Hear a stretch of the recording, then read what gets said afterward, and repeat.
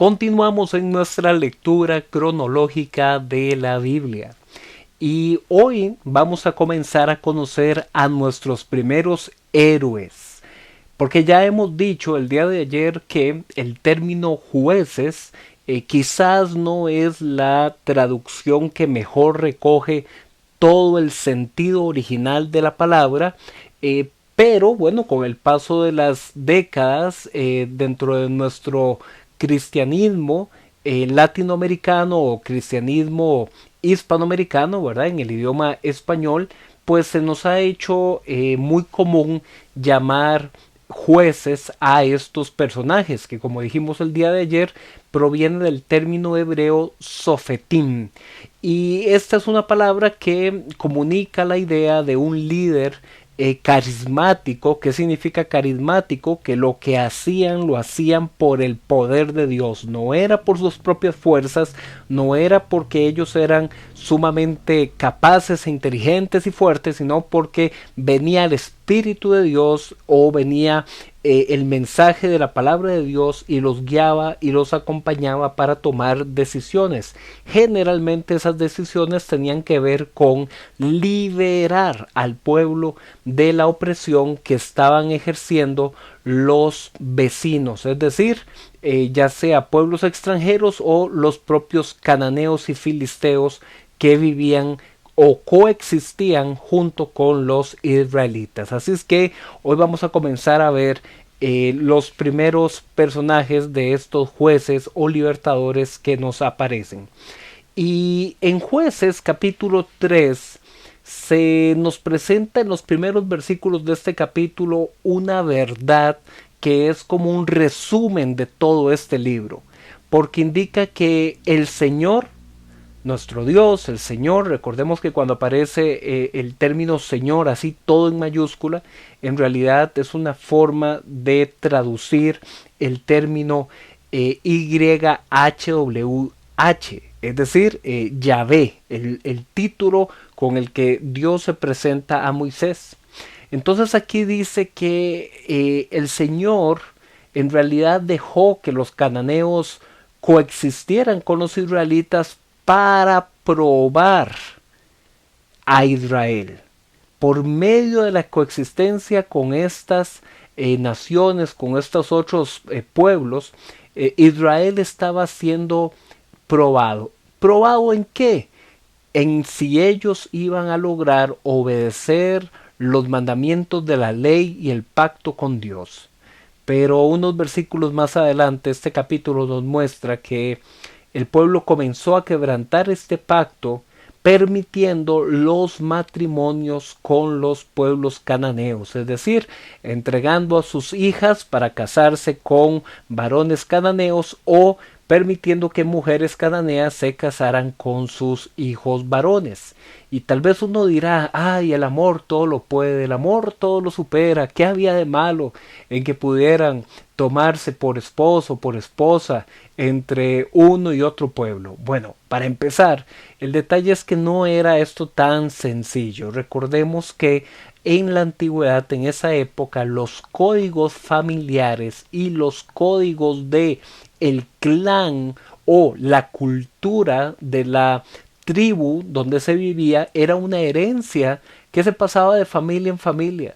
Y entonces estos varones cananeos, al unirse con las mujeres israelitas, ahora esas mujeres israelitas iban a comenzar a servir y adorar a la deidad al que su esposo cananeo servía y adoraba. ¿Por qué? Porque la religión del padre de familia era la religión de toda la casa. Entonces, este intercambio cultural no era solamente un tema de que quiero casarme con aquel o con aquella, sino que tenía que ver con toda una transferencia y mezcla religiosa. Y por eso es que se había prohibido, Moisés lo había repetido muchas veces, que no iban a ser permitidos esos matrimonios entre culturas porque iban a ser tropezadero para Israel. Así es que aquí comenzó el quebranto del pacto por parte del pueblo de Israel y lo que ya habíamos comentado el día de ayer, la idolatría que cometía el pueblo porque adoraban a las imágenes de los Baales y a Será o Asherá. El día de ayer estuvimos viendo que se mencionaba en el capítulo 2 que habían adorado las imágenes de Baal y Astarte. Bueno, Astarte y Asherá, aunque eran dos deidades femeninas en el panteón cananeo, el panteón lo que significa es todo el conjunto de los dioses y la mitología que ellos tenían. Lo cierto del caso es que las tradiciones que se han conservado hasta el día de hoy por medio de literatura, en piedras, en estelas, permite deducir que Astarte y Asherá no eran exactamente la misma deidad adorada en Canaán, pero lo que sí pasa es que comparten varias características similares incluso con deidades femeninas de los pueblos vecinos. Entonces esta alusión en el capítulo 2 de que los israelitas adoraron a Baal y Astarte, y ahora en el capítulo 3 de que los israelitas adoraron a Baales y Asherá, es una forma genérica de decir adoraban deidades o dioses masculinos y femeninos. Esto tiene mucha historia que contar de fondo porque tenía que ver con cultos a la fertilidad, y estos cultos a la fertilidad generalmente tenían una connotación sexual, donde no solamente se trataba de inclinarse para adorar a una estatuilla, ya sea de piedra, de partes de metal o de madera, sino que el culto y la adoración a esas deidades de la fertilidad masculinas y femeninas involucraba la prostitución sagrada. Así es que aquí donde se nos indica que el pueblo de Israel cometió idolatría, no se trataba sencillamente de ir y presentar una ofrenda de cereales o de frutos de la tierra a estas imágenes, sino que tenía connotaciones más fuertes.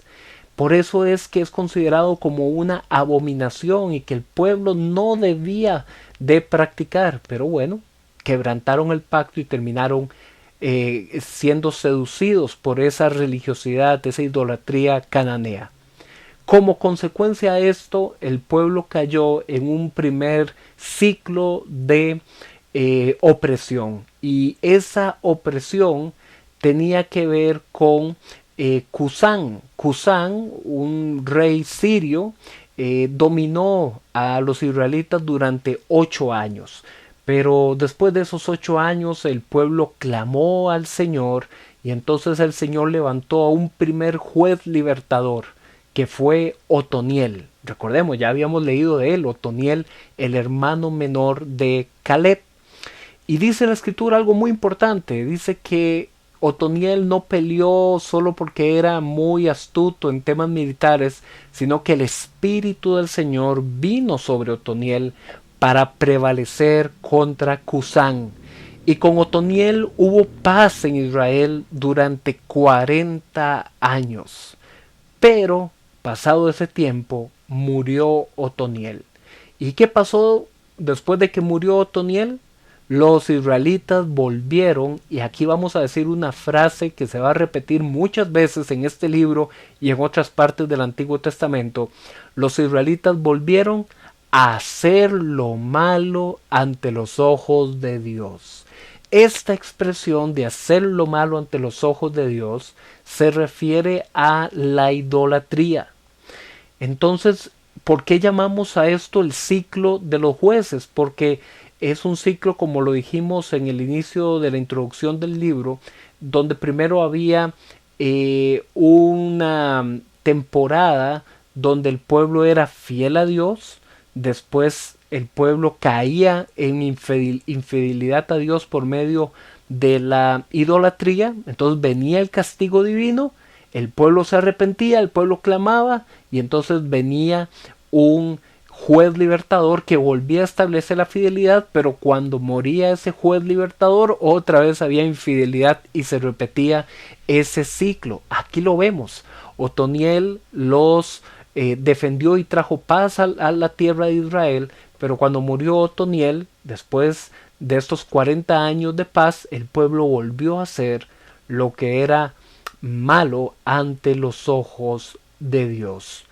Y se levantó ahora otro opresor. Esta vez fueron sometidos por Eglón. Eglón, que era uno de los reyes de las zonas moabitas. Y Eglón logró someter a Israel durante 18 años. Vean cómo va creciendo la cantidad de años donde ellos fueron acá dominados. Pero pasados esos 18 años, el pueblo clamó, que es una expresión que se usa para decir que hubo un arrepentimiento nacional, hubo una mirada hacia Dios y hacia su pacto. Y entonces el Señor, que es bueno y misericordioso, volvió a levantar a un juez libertador.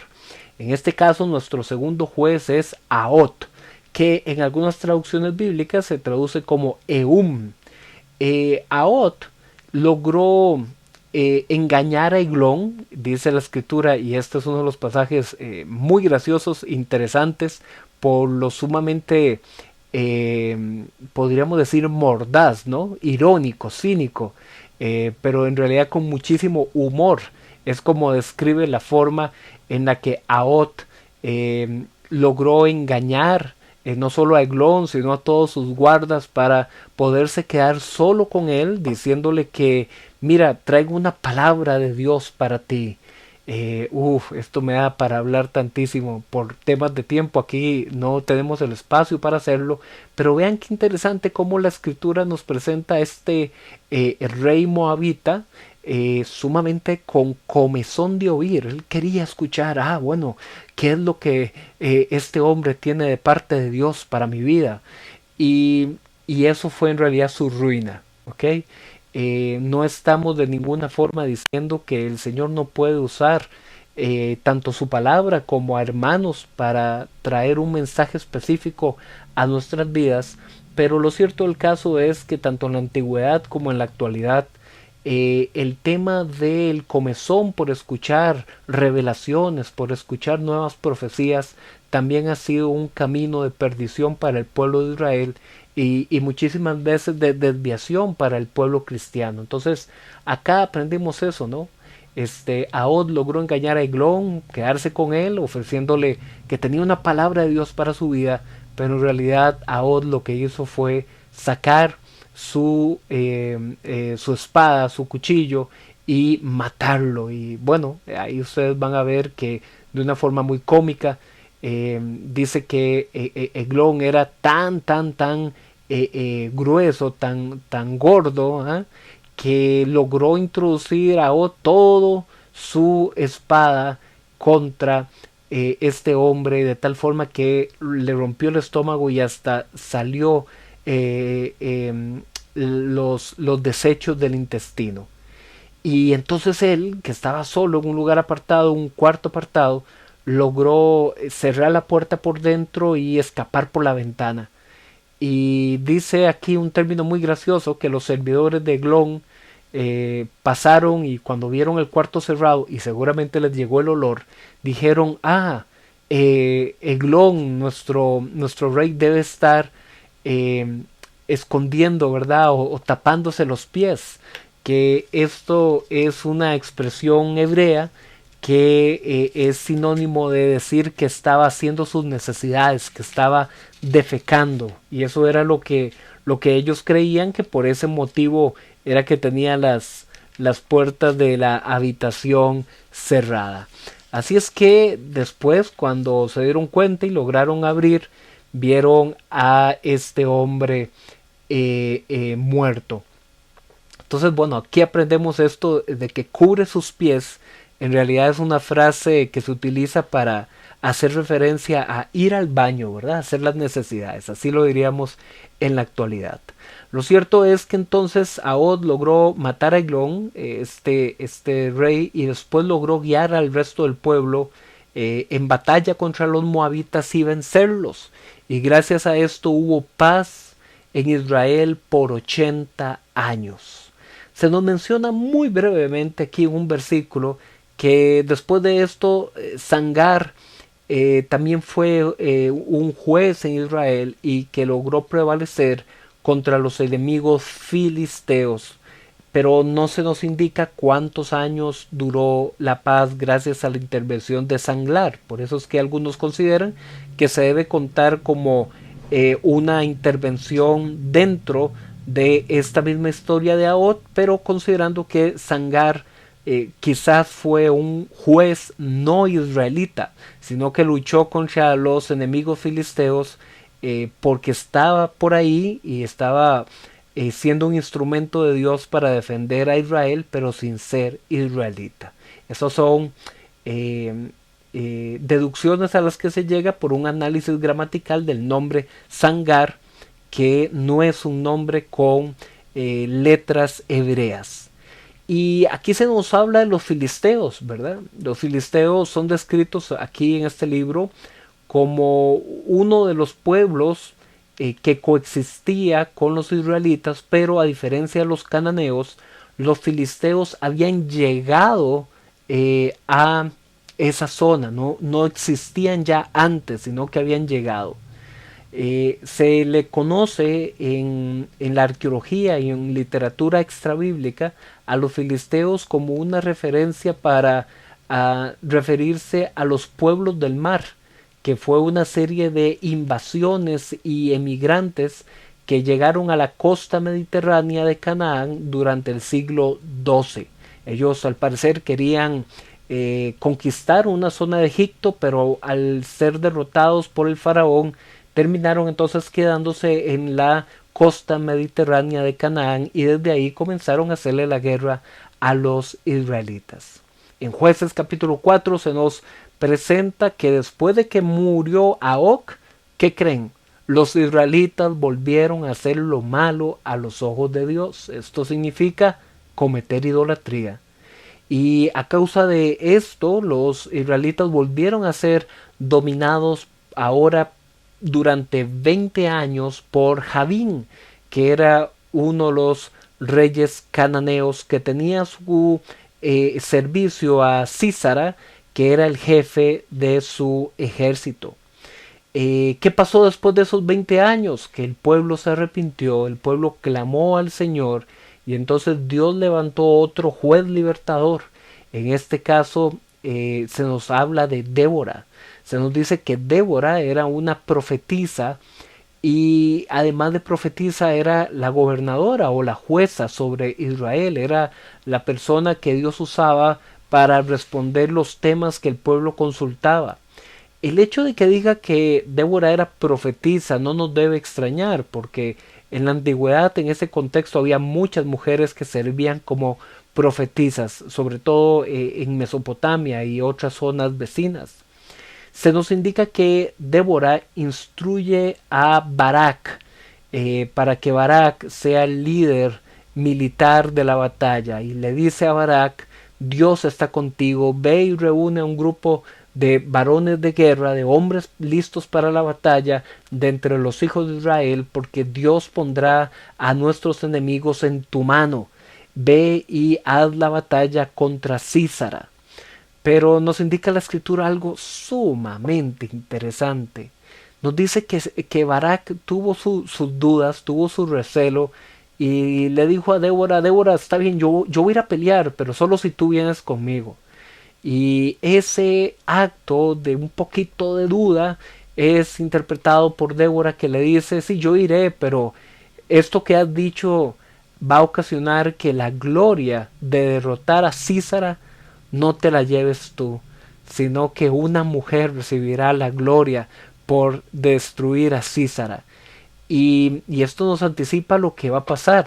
Ellos fueron a batalla y los israelitas lograron prevalecer contra estos moabitas, pero Císara logró escapar a pie, es decir, salió corriendo, porque ellos iban atacando en carros de hierro, es decir, tenían mejor tecnología armamentística, pero el pueblo de Israel tenía a Jehová de los ejércitos, nadie contra él.